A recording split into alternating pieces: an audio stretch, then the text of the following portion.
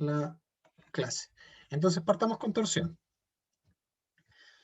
La torsión, cuando nosotros tenemos una viga o una columna o cualquier elemento estructural y aplicamos un giro, eso es torsión. Estamos tratando de hacer que esto gire, pero no en el mismo plano que la flexión, sino que en el otro plano, en la tercera dimensión. Entonces estamos aplicando un torque. Y si nosotros hacemos un corte en esta viga, digamos que esta es una viga circular, de sección circular, lo que está en gris representa los ejes coordenados, vamos a observar que van a existir pequeños diferenciales de fuerza que van a provocar esta torsión. Entonces, vamos a saber también que esta torsión o este torque aplicado va a ser igual a la integral de la densidad por los diferenciales de fuerza. ¿Sí? Entonces, nosotros también sabemos que ese diferencial de fuerza es igual a la torsión interna del material por el diferencial de área. Entonces podemos despejar el momento torsor, que sería este momento aplicado, como la integral de la densidad por la torsión interna por el diferencial de área. ¿Ok? Esto solamente está con diferencial de área porque no siempre las secciones son regulares, así que tenemos que evaluarlo en cada pedacito de área que hay aquí en nuestro material. Pero los límites de integración son siempre el inicio y el final de nuestra figura. Entonces miremos el caso de un cilindro, porque en realidad es más fácil entenderlo desde el punto de vista de un cilindro. Aquí esta parte de aquí se ve media rara, pero en realidad esto está en 3 dimensiones. Cuando yo estoy girando esto, estoy provocando una torsión en este sentido, hacia la derecha, lo que va a ocurrir es que el centro, este punto de aquí, se va a mover hasta acá. Entonces eso va a generar un ángulo gamma desde el punto inicial, que no está rotado, hasta el punto final rotado. Y también se va a generar un ángulo phi desde el centro de la sección hacia la parte de afuera de la sección. Son dos ángulos distintos. Uno es el que se genera en la dimensión axial y el otro es el que se genera en el plano de corte de la sección. Y obviamente esto va a ser lineal en el caso de un material lineal elástico. Entonces sabemos que para pequeñas deformaciones el ángulo phi es muy pequeño. ¿Y por qué para pequeñas deformaciones? Porque si fuera para grandes deformaciones, todo el tema del material material elástico lineal no lo podemos aplicar. Entonces siempre estamos trabajando con pequeñas deformaciones, o en este caso, pequeñas desangulaciones. Profe, Dime. ¿puede explicar de nuevo el segundo ángulo que no me quedó claro cómo era? ¿El ángulo phi o el ángulo gamma? Sí, el ángulo phi. Ya, espera, déjame dibujar. Acá lo voy a dibujar con verde. Tenemos nuestro estado original, donde el ángulo phi vale 0. Digamos que esto no se le ha aplicado nada a esta sección de acá. Si yo giro esto, tuerzo esto, imagínate por ejemplo como un palito de fósforo, el punto que estaba aquí se va a mover hacia la derecha, se va a mover hasta este punto. Entonces, ese punto ahora va a estar ahí, arriba, si es que yo tiro un radio. Desde la posición original hasta la posición final va a ocurrir un ángulo. Y ese ángulo va a ser el ángulo phi. ¿Ahora sí? Ahí sí, profe. Gracias. Excelente. Entonces, si nos mantenemos con este principio de que son pequeñas las deformaciones, podemos encontrar una relación entre el ángulo gamma y L, que sería la distancia, y ρ, perdón, aquí dije densidad, ¿cierto? Me parece que dije densidad antes. Sí. Es radio, no es Sí. densidad. Disculpen, es radio. Y el radio y el ángulo phi. ¿Ok? Entonces estoy haciendo una proporción entre el largo axial y el largo de la sección. ¿Se entiende? ¿O hay alguna duda hasta ahora?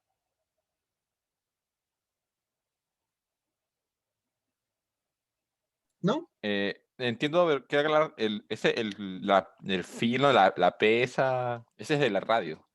Este ¿Eso de dijo? aquí es radio, sí, radio. Yo me había Ah, ya. equivocado al principio, dije densidad, porque siempre ocupo la letra R para densidad y ahora la ocupé para radio. Ya, ok. Debería Esa era haberle mi duda. puesto una R. Dale. Normalmente en los libros aparece con ese RO, por eso está puesto así, pero es radio. Entonces tenemos esa proporción y podemos despejar obviamente el ángulo gamma en términos de el ángulo phi. Ahora, gamma va a ser la deformación de corte y phi va a ser el ángulo de torsión. Estos valores van a estar en radianes. ¿Por qué? Porque tengo puras unidades de metros, entonces me va a quedar todo expresado en radianes. Acuérdense que cuando estamos trabajando en ingeniería, la mayoría de las veces, cuando hacemos cálculos, va todo en radianes. Entonces, en base a lo anterior, vamos a encontrar el máximo de gamma para cuando ρ, que sería el radio, vale efectivamente el radio del cilindro, porque aquí el ρ, que sería el radio, puede variar la extensión del círculo. Entonces, cuando el ρ vale c, que es el radio del círculo, gamma es máximo. Por lo tanto, gamma es máximo en la superficie del cilindro, cuando yo estoy al final de mi sección circular. Y lo puedo expresar de esta forma, ¿sí? Donde c es el radio máximo. Entonces, puedo despejar phi en términos de gamma y gamma en términos de gamma máximo. Lo puedo dejar relativo a gamma máximo, porque gamma va a variar dependiendo de la posición en la que esté. Si estoy adentro del cilindro va a ser menos y si estoy afuera del cilindro va a ser más. Ahí quedan marcados.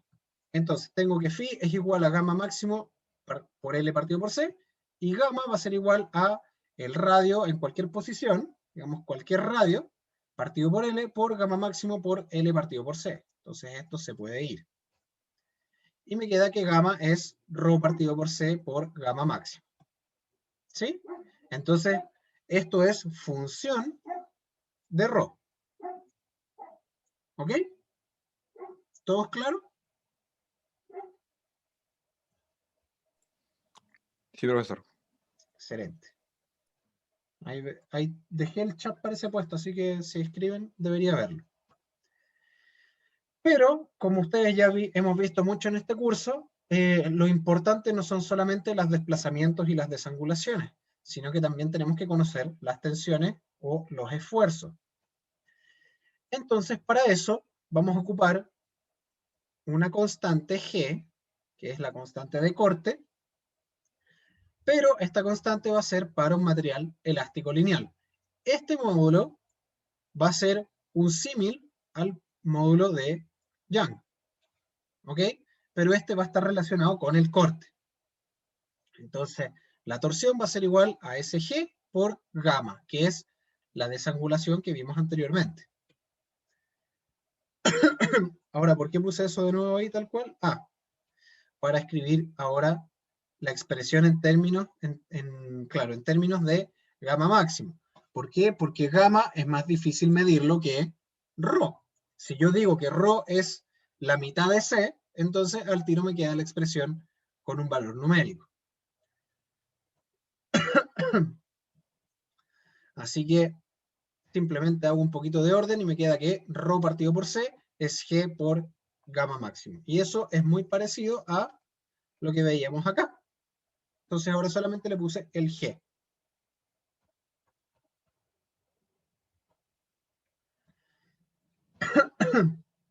Así que lo único que tengo que hacer ahora es tau máximo. ¿Sí? Tau es el torque.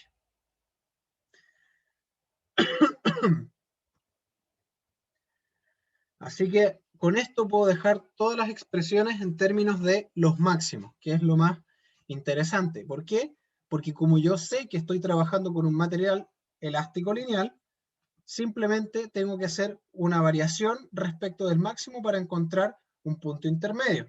Me explico. Cuando nosotros tenemos una función lineal, sea cual sea, esto es x y esto es y, y sabemos que tenemos un punto donde se acaba la función, que sería el punto máximo. Y esto va a ser f de x max. Yo puedo expresar cualquier punto de esta recta en términos de f max. ¿Por qué? Porque como puedo calcular una pendiente, puedo siempre encontrar un valor respecto de este punto de aquí arriba. Y eso es exactamente lo mismo que estoy haciendo acá. Desde un punto de vista matemático no es nada más que una ecuación lineal. Y desde un punto de vista de el material, es porque en el momento en el que yo estoy realizando esta torsión, el material va a oponerse a esa torsión, ¿cierto? Entonces yo lo voy a rotar y el material va a llegar a un punto en el que dice, ya, ok, hasta aquí no me llegaste, y se va a quedar ahí. Digamos que no existe nada más después de eso. Entonces, si yo suelto el material, él se va a devolver como un resorte a su posición original. Eso es lo que estamos viendo. ¿Alguna duda hasta ahora?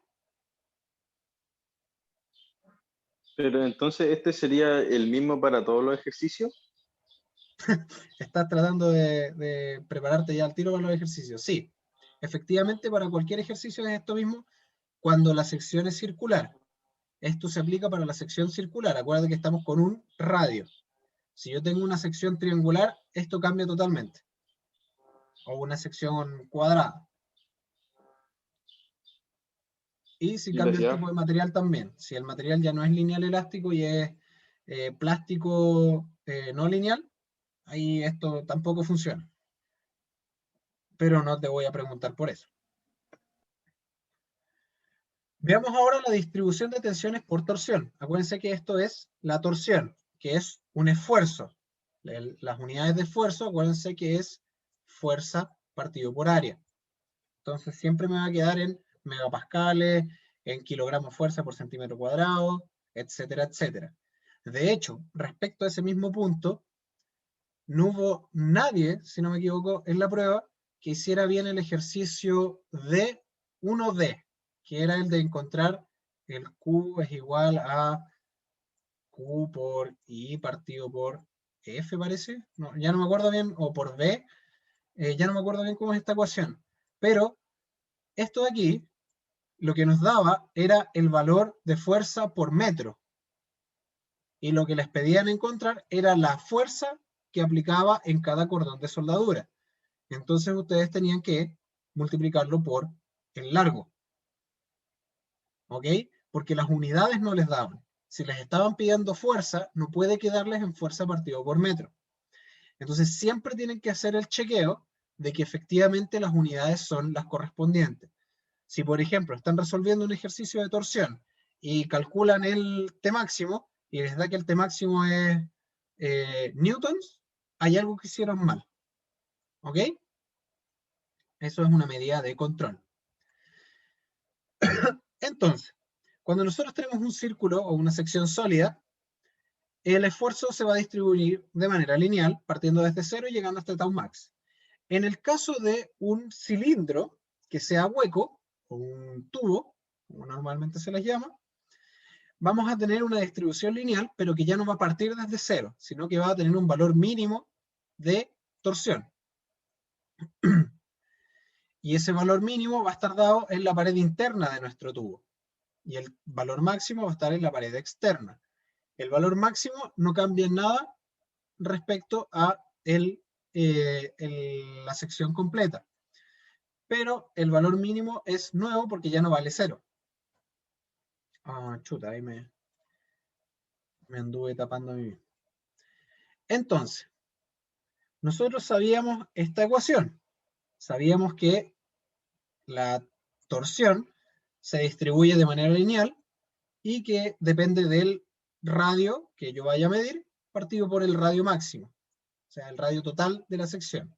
Entonces, para encontrar el T mínimo, simplemente tengo que reemplazar por el radio interno. Entonces, en este caso, el T mínimo o el tau mínimo va a ser igual a C1 partido por C2 multiplicado por T máximo.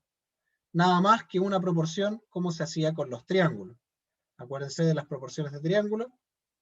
Si yo tengo esto vale A y esto vale B, y voy a poner otro color. Y después tengo otro aquí y esto vale C, y esto vale D, sabemos que A va a ser AC, como B es AD. Entonces, si yo conozco una de todas, o sea, si me falta solo una de esas medidas, puedo encontrarlo, solamente por semejanza de triángulo. Entonces, sabemos que el momento torsor, por definición, es esto que está aquí. Y normalmente, este lado de acá lo conocemos, porque es la fuerza aplicada. Típicamente, cuando estamos resolviendo ecuaciones, o sea, cuando estamos resolviendo estructuras, perdón, lo que nosotros siempre sabemos son las dimensiones de la sección, porque vienen dadas por arquitectura, y también lo que conocemos son las fuerzas que están aplicadas, porque esas vienen dadas por la normativa. Entonces, si nosotros ahora expandimos este tau, porque lo dejamos en términos de ρ, podemos encontrar que el momento torsor va a ser igual a tau max partido por c, porque son constantes. El tau max lo conocemos, es un valor fijo, y vamos a quedar con la integral de ρ cuadrado por dA. Y eso de ahí se conoce como el momento polar de inercia. Antes nosotros teníamos el momento de inercia, un momento de área, o segundo momento. Este de aquí se conoce como momento polar de inercia. Y la palabra polar tiene que ver con las coordenadas polares. Y las coordenadas polares normalmente están relacionadas con círculos. Entonces, cuando ustedes les pongan la palabra polar en alguna de estas cosas, siempre acuérdense que tiene que ver con círculos. ¿Y por qué tiene que ver con círculos? Porque esto está tratando de girar. Entonces, si trata de girar, metemos aquí el momento polar de inercia, que va a ser el valor de J. Y eso también viene desde tablas o se puede calcular. Entonces, ahora simplemente expresamos esto como T es igual a tau max partido por C por el momento polar de inercia. Si se fijan, es muy parecido a lo que vimos en flexión. Flexión, si se acuerdan, era sigma es igual a M por I partido por I. Aquí de nuevo está muy parecido, porque si yo despejo el momento, me va a quedar M es igual a sigma por I partido por I. ¿Se dan cuenta? ¿O no ven la relación?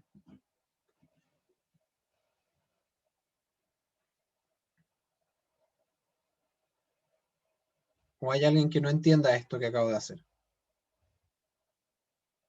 Esto de aquí.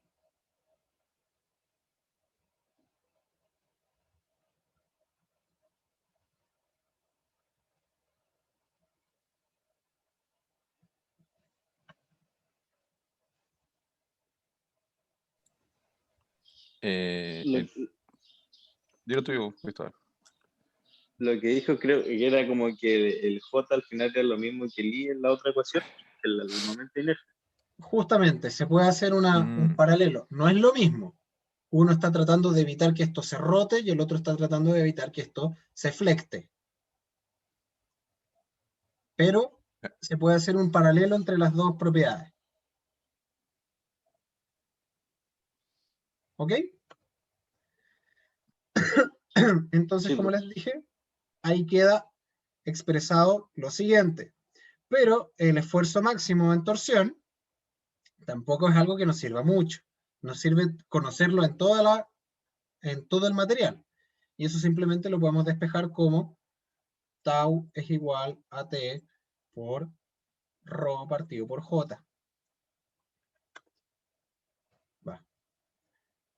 Entonces, esta expresión de acá es para cualquier punto y esta expresión de acá es para el máximo, para el esfuerzo máximo. Normalmente el que calculamos es el esfuerzo máximo, pero siempre es importante conocer punto a punto. Entonces, recuerden que C es el radio máximo de nuestra sección. Veamos ahora el cálculo de J. Ahora, esto normalmente cuando ustedes están trabajando no lo van a calcular, lo van a buscar en perfiles, o sea, en tablas de perfiles, pero es importante conocerlo. Entonces, si nosotros tenemos una sección circular, esto, por muy feo que se vea, se supone que es un círculo, con un radio C, vamos a tratar de encontrar el valor de J. Entonces, nosotros teníamos la integral de ρ cuadrado por dA. Sabemos que el dA lo podemos descomponer en tanto el radio como la rotación completa de un círculo. Entonces, vamos a hacer una doble integral desde 0 hasta C, o sea, voy a integrar desde desde el centro del círculo hasta el final del círculo, y una segunda integral desde 0 a 2pi, es decir, voy a dar la vuelta completa.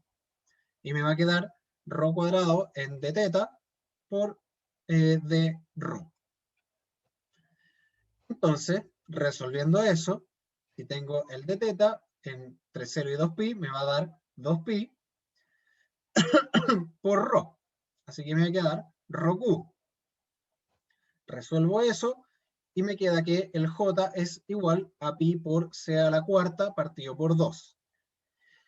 Nuevamente, yo sé que esto está correcto. ¿Por qué?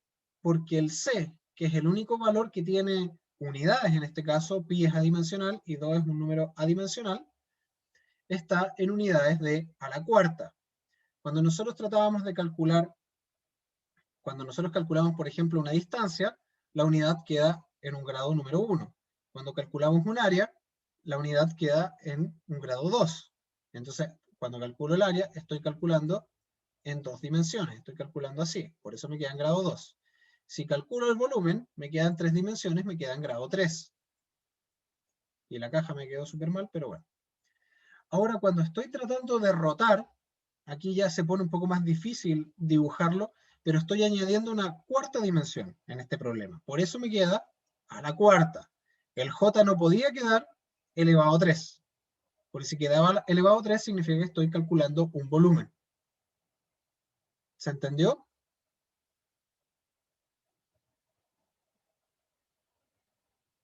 ¿O todavía no está claro?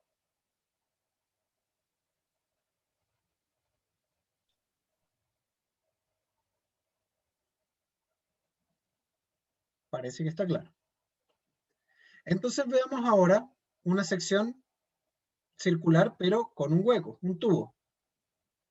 Aquí, lo más fácil, o lo que yo diría que para mí es más fácil, sería calcular este círculo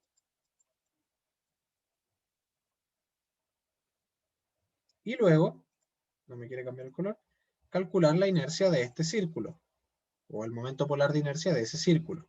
Entonces después simplemente hago la resta entre los dos y estoy listo. Efectivamente, si yo calculo la integral de eso, voy a quedar con que el momento polar de inercia es la resta entre la inercia del círculo mayor menos la inercia del círculo menor.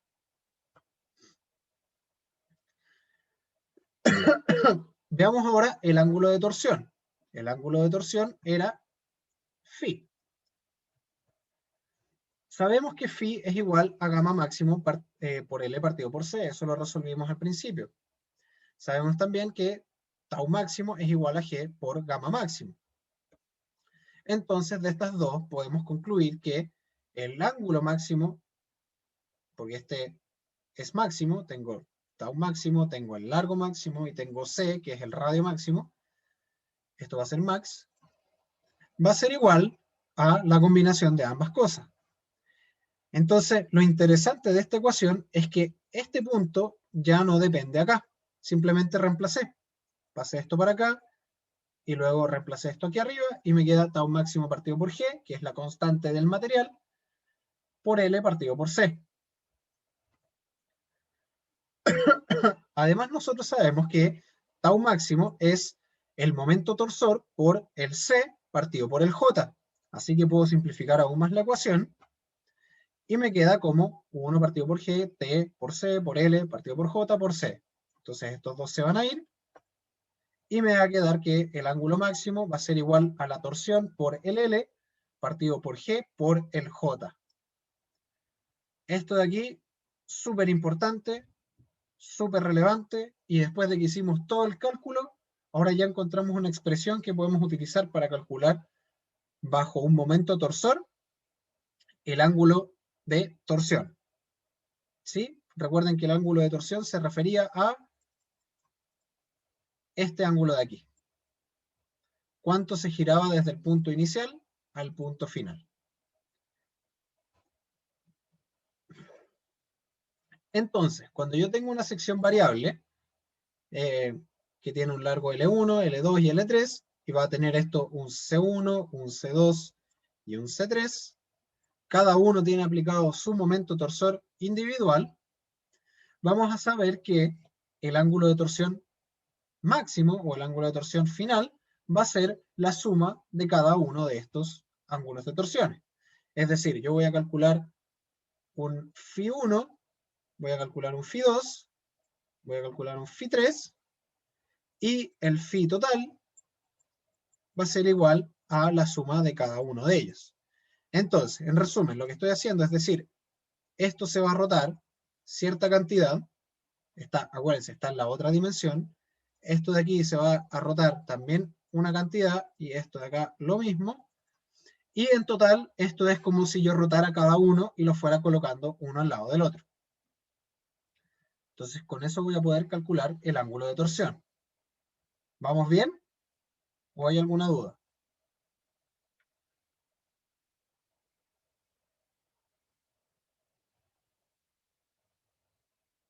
¿No? Sigamos. Yo no, por lo menos. Excelente. Entonces, cuando tenemos una sección variable, constante, pero variable, y se le aplica un momento torsor, el problema se hace un poquito más complicado porque yo tengo que integrar en toda la sección. Y aquí es donde se pone más pesado porque tengo que integrar en un círculo que se va achicando. Pero nada que ingenieros como ustedes no puedan resolver. O ingenieros en potencia. Ahora veamos torsión en secciones no circulares. Veamos un rectángulo de base A y altura B.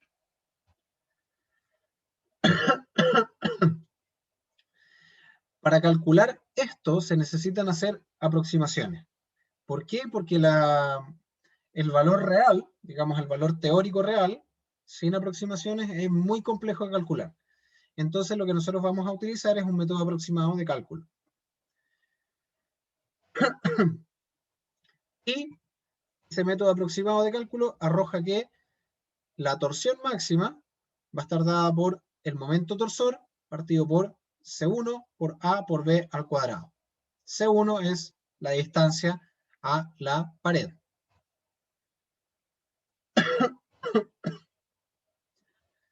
El ángulo φ va a estar dado por esa expresión que está ahí,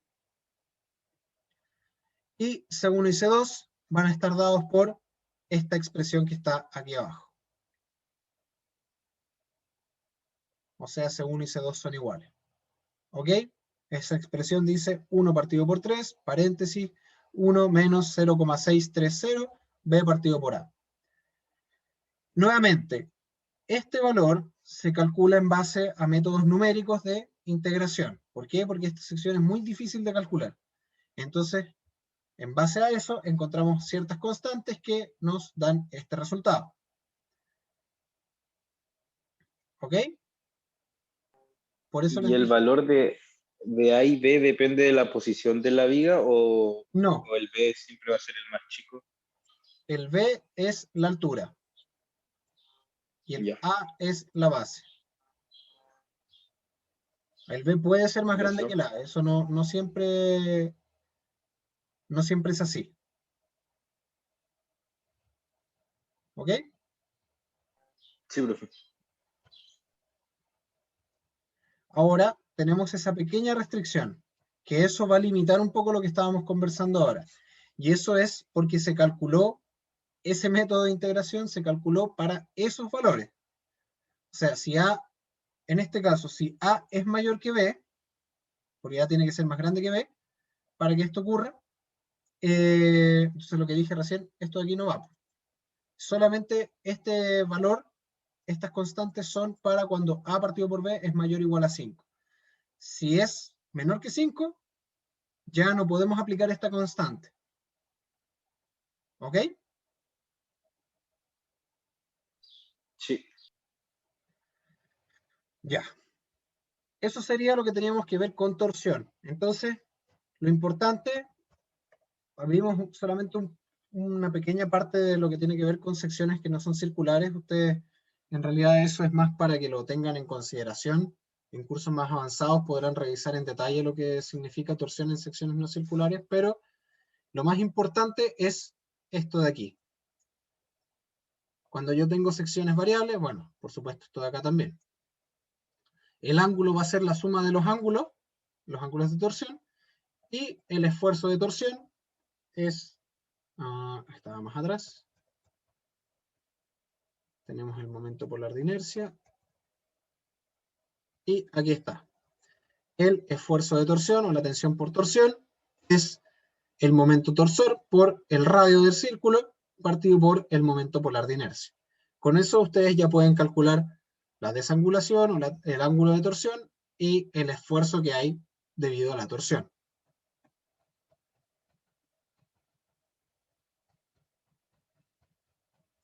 Pasemos ahora a algo que se conoce como la torsión en elementos de pared delgada. Nosotros ya vimos corte en elementos de pared delgada, ¿cierto? Veamos ahora torsión. Entonces, cuando nosotros estamos ejerciendo un momento torsor, lo que ocurre es que generamos un flujo de corte en nuestra pared del elemento, que es este Q que ya habíamos calculado para el corte en clases anteriores. Entonces, cuando tenemos este caso muy particular, que son los elementos de pared delgada, es decir, por ejemplo, cañerías, esos son elementos de pared delgada, podemos hacer una aproximación para resolverlo. Y ese Q, ese flujo de corte, va a estar dado por el momento torsor partido por 2 veces el A asterisco. Y el A asterisco es el área que queda encerrada en la línea central que secciona la pared del elemento. Es decir, si cambio el color aquí porque con rojo no se va a ver, si yo hago una línea central por aquí, por favor asuman que eso va por el centro de nuestra sección, el área asterisco es la que está hacia adentro. ¿Ok? Entonces, la tensión de corte por torsión va a quedar dada por Q partido por T. Ya no estamos ocupando las mismas ecuaciones, ojo. Todo se deriva de lo mismo, pero estamos haciendo una aproximación. Entonces, la tensión de corte por torsión va a quedar dada por tau es igual a T partido por 2T, que es el espesor, por el A asterisco. Entonces ya no voy a tener que hacer el otro cálculo que estaba haciendo, sino que con esto estoy listo. Calculo el área interior, multiplico por el espesor y después hago esta división. Y tengo la tensión. Entonces, la gracia de esto es que para elementos de pared delgada, que no necesariamente son circulares, puedo aplicar lo mismo. Así que, por ejemplo, calculemos para estos dos elementos que son de pared delgada, pero que son cuadrados, o mejor dicho, rectangulares. Esta era la ecuación que nosotros dijimos que teníamos que ocupar. Entonces, T es 24 kip por pulgada. 2 por el espesor, que es 0,16 pulgadas, por 4 menos 0,16, por 2 menos 0,16. Con eso ya tendría la tensión. Y ahí me queda 8,35 kilos kilopounds, pounds es libra, por pulgada cuadrada. ¿Sí? ¿Todos de acuerdo con esto? ¿O hay alguna duda?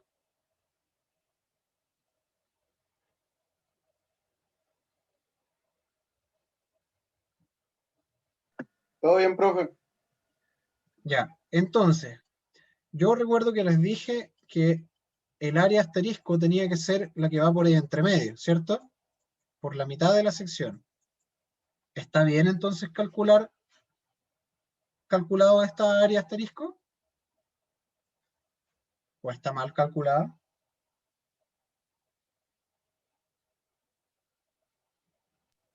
Sería 4 menos 0,08, no 0,6. ¿Seguro? ¿Sí? No, está bien. Y por eso quería que me respondieran algo así. ¿Por qué? Porque yo tengo que restar 0,08 a este lado y restar 0,08 a este otro lado. Entonces eso me va a dar 0,16. Por eso esto estaría bien.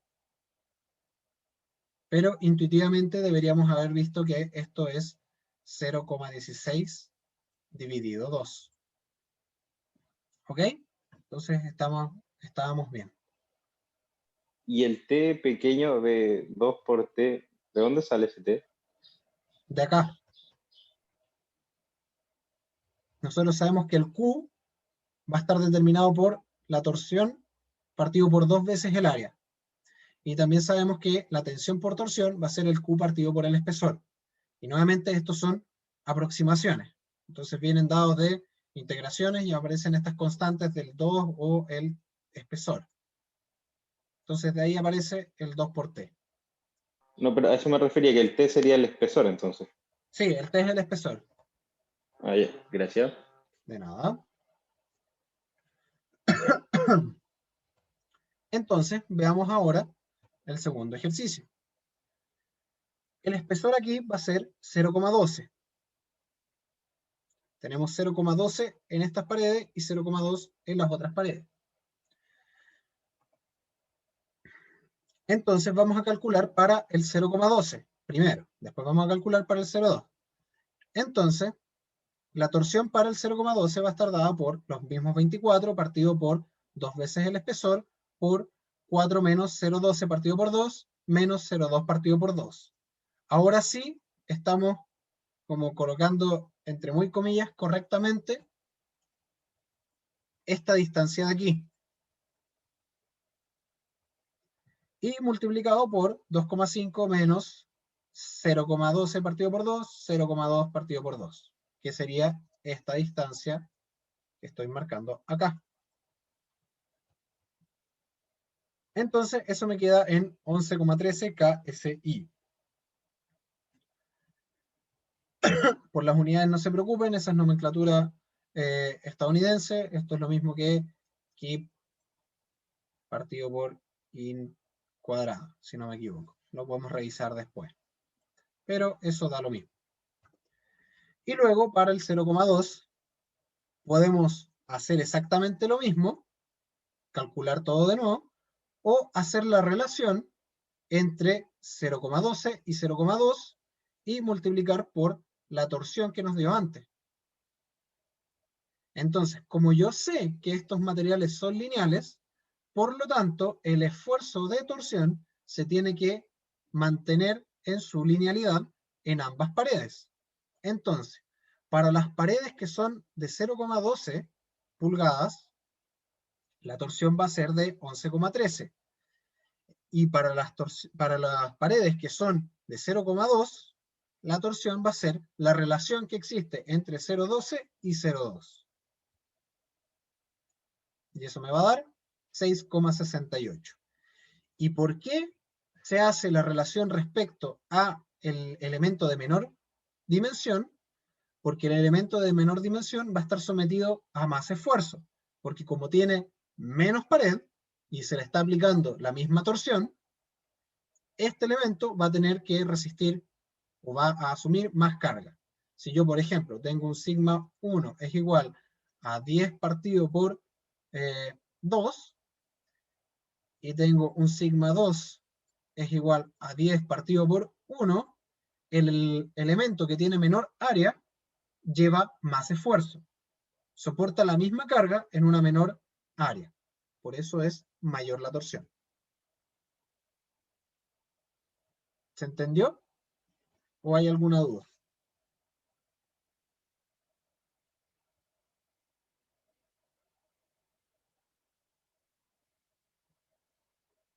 Se entendió, parece.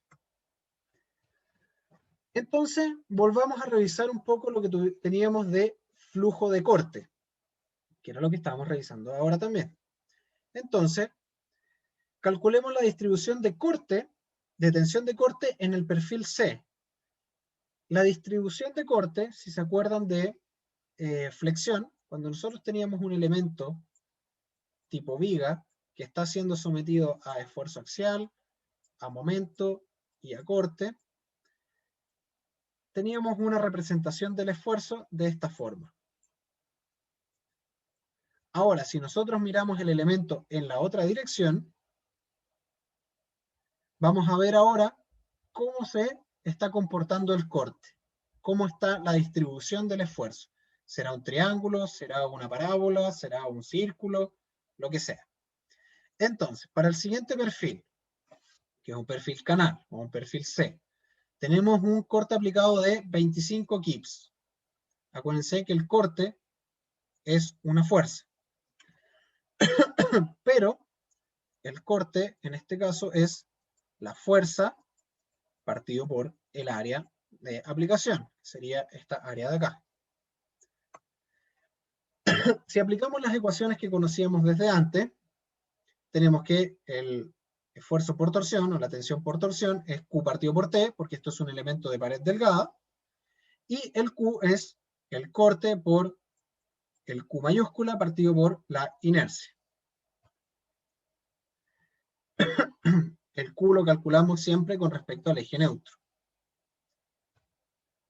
Entonces, para hacer el flujo, la distribución de corte, yo voy a tener que hacer la distribución de este tramo, luego de este tramo, y finalmente de este tramo.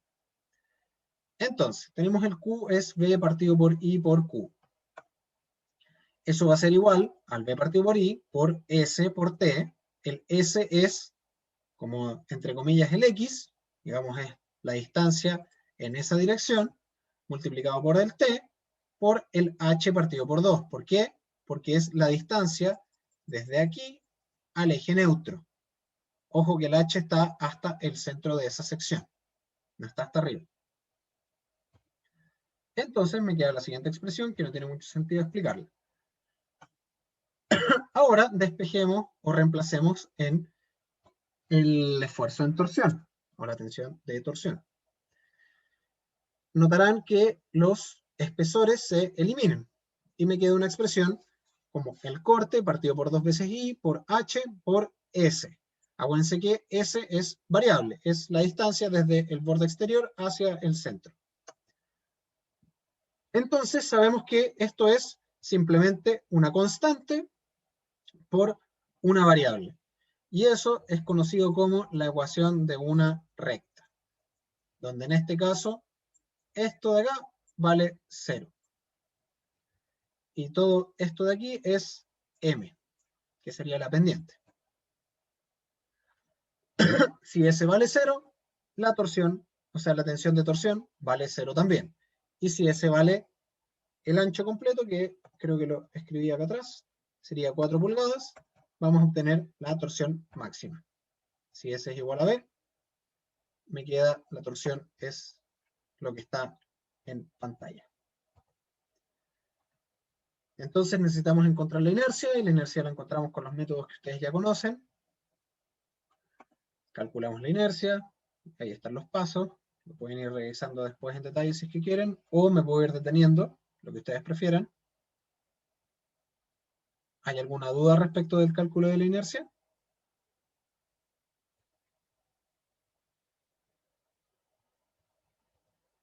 Excelente. No, ninguna. Muy bien. Entonces obtenemos que la tensión por torsión es lo siguiente, y puedo hacer algunos arreglines, ¿cuánto se llama esto? Algebraicos, por ejemplo S con S, pasa para arriba, después S con S, se elimina, y me queda la siguiente expresión. Si yo reemplazo los valores, porque como ya sé que el valor máximo va a ser cuando esté en el largo total o en el ancho total, me queda que la torsión, la tensión por torsión es 2,22 kip por pulgada cuadrada. Entonces, con eso, la distribución del corte en el ala queda dado por este triángulo que va creciendo hacia la izquierda y tiene un valor máximo de 2,22. Si yo hubiera hecho exactamente lo mismo acá abajo, me hubiera dado el mismo resultado. Acuérdense que yo dije que el flujo de corte iba en esta dirección, aumenta, aumenta, aumenta, sigue para acá, y se termina en ese punto. Por lo tanto, tiene sentido que cuando lleguemos al final, tiene que valer 0 otra vez. ¿Sí?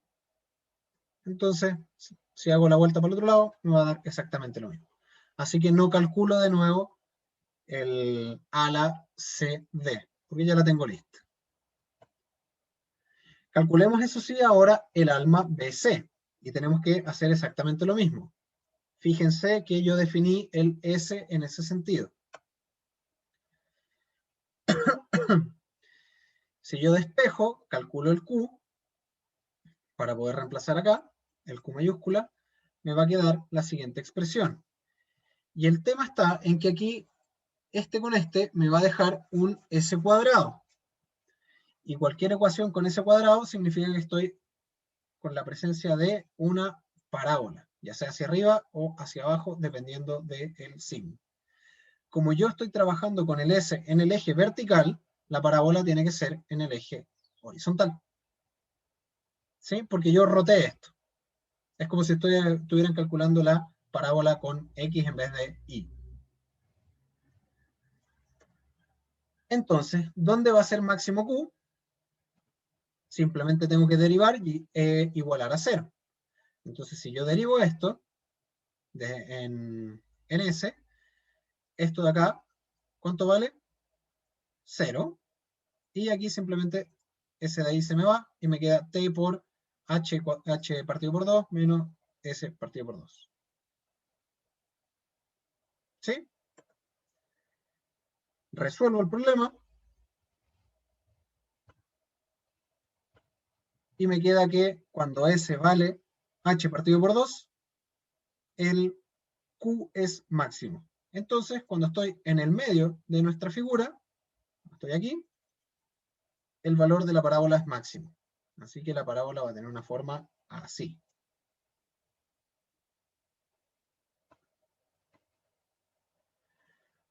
Entonces evaluemos el Q en S igual a H medios. ¿Para qué? Para obtener el máximo valor de Q. Entonces, después de un poco de álgebra, me queda lo siguiente. 1 partido por 8 por el alto, por el espesor. Acuérdense que el T es esta distancia de aquí. Eso vale T. Por 4 por B más H. Si reemplazo ahora en la tensión de torsión máxima, porque estoy evaluando en el punto máximo, me va a quedar la siguiente expresión. Acuérdense que la inercia ya la habíamos calculado. Así que nuevamente, después de álgebra y calcular, me queda la siguiente expresión para el corte máximo. Va a ser 3 medios del corte partido por el espesor por H, por 4B más H partido por 6B más H. Y eso va a ser el valor en la parábola. Y en este caso vale 3,06. Pregunta. Esta altura de aquí, ese valor, ¿cuánto vale?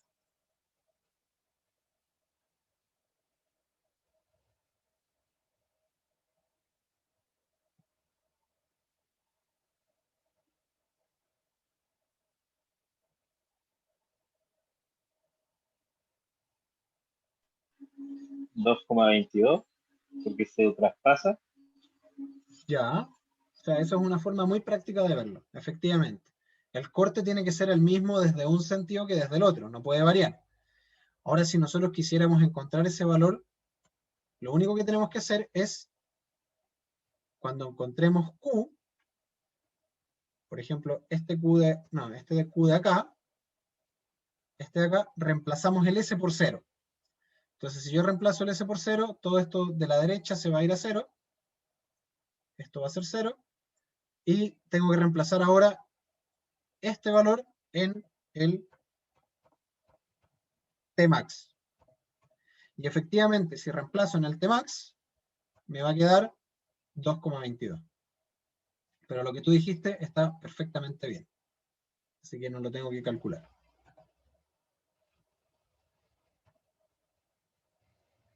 Veamos ahora una cosa que se conoce como el centro de corte. ¿Qué hora es? Tengo las 4:32. Creo que me quedan como 3 diapositivas. ¿Seguimos y después vemos el tema del cierre del curso o hacemos una pequeña pausa y después vemos el tema del cierre del curso? ¿Qué prefieren? Nada, terminemos, que son 3 diapos. Ya. Por mí, que sigamos. ¿Alguien que se oponga a seguir? Excelente. Entonces, veamos el centro de corte. Y textual, el centro de corte es donde debe actuar el corte para que no se produzca torsión. Es decir, si nosotros teníamos este perfil así, en donde tiene que aplicarse nuestro V para que esto de aquí no rote. Eso es, no se le produzca esta torsión.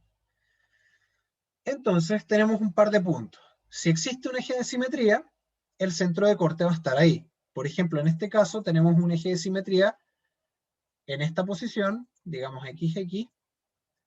Si el corte se aplica en ese punto,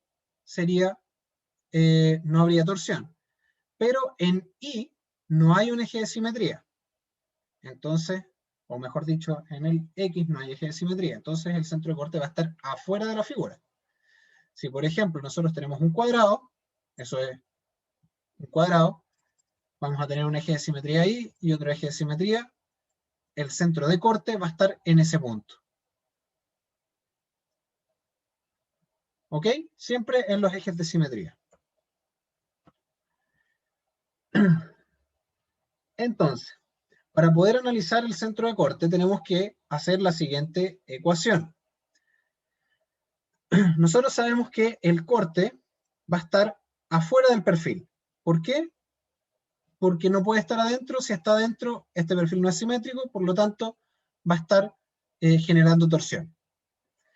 ¿Y cómo hacemos para que no genere torsión? Bueno, vamos a tener la fuerza B y la fuerza F3 que van a estar actuando en el sentido vertical y la fuerza F1 y la fuerza F2 en el sentido horizontal. Ya sabemos que F1 y F2 son iguales. Entonces, ahí estamos listos. La que va a empezar a funcionar ahora es F3. Pero vamos a decir que el B va a estar aplicado a una posición E del perfil, a una distancia E. Entonces, BE va a tener que ser igual a F1 por H. Estoy simplemente haciendo momento en ese punto. ¿Y por qué F1 por H? Porque esto es lo mismo que decir F1 por H partido por 2 más F2 por H partido por 2. ¿Sí? Por eso es F1 por H. Porque esta fuerza va a hacer giro para allá y esta fuerza va a hacer giro para allá. Diablos. Entonces borramos ahí para que se pueda ver bien. Entonces, la letra E, que fue ese valor que nosotros elegimos aleatoriamente, va a quedar dado por F1 por H partido por B. Y E viene de excentricidad. ¿Ok? Esa va a ser la distancia. Recuerden, eso sí, que la fuerza F1 va a ser la integral desde A hasta B de la tensión de corte, o la tensión por torsión, en dA. O sea, toda la tensión de corte que hay ahí me va a generar una fuerza. Es el paso inverso. Si yo decía que el corte va a ser igual, mejor dicho, ocupé la letra tau, el corte va a ser igual a F partido por A, F va a ser igual a tau por A. Eso es lo mismo que eso, solamente que lo estoy haciendo con integral. Entonces, sabemos que F1 va a ser toda esta ecuación que está aquí, en base a lo que habíamos determinado antes. Y lo vamos a evaluar desde 0 hasta B. Sacamos todo lo que va fuera de la integral y dejamos solamente las variables. Y eso es la integral de x por dx. Entonces me queda b cuadrado partido por 2. Con eso ya tengo F1. Si yo reemplazo ahora los valores, se van a dar cuenta que el b ya no forma parte de la ecuación. ¿Por qué? Porque el f tenía ese b ahí entre medio y la ecuación antes tenía el b acá abajo. Entonces los b se simplifican, s con s. Y este h va a quedar cuadrado. Entonces lo más importante de todo esto es que la excentricidad o el centro de corte o el punto donde tengo que aplicar el corte para que no exista torsión no va a depender del corte mismo, sino que solo va a depender del perfil que yo tenga. Estos son solamente parámetros geométricos. O sea, si yo tengo un triángulo y le aplico un corte de 1000, el centro de corte va a estar exactamente en el mismo punto que si le aplico un corte de 1. ¿Ok? El centro de corte no depende del corte, solamente depende de parámetros geométricos. ¿Alguna duda de la excentricidad?